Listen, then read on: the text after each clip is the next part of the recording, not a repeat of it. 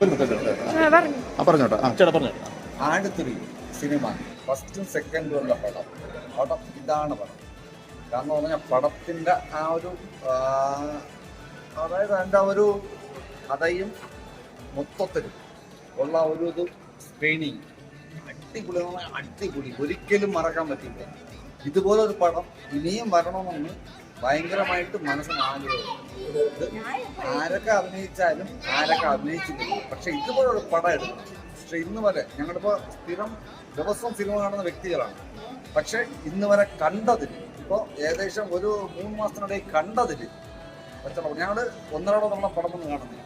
ഓരോ പടം ഇതാതെ കാണുന്നതാണ്. ഇവിടെ അറിയാം തിയേറ്ററിൽ സ്ഥിരം വന്ന ടിക്കറ്റ്.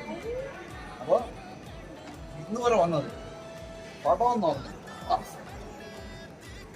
ഇതിനെ കവച്ചു വയ്ക്കാൻ ഇപ്പൊ ഇനി വേറൊരു പടം ഉണ്ടോന്നറിയില്ല. എന്നാലും ഇപ്പോൾ ഒരു പടം, അടുത്തൊരു പടം വന്ന് എടുത്തു.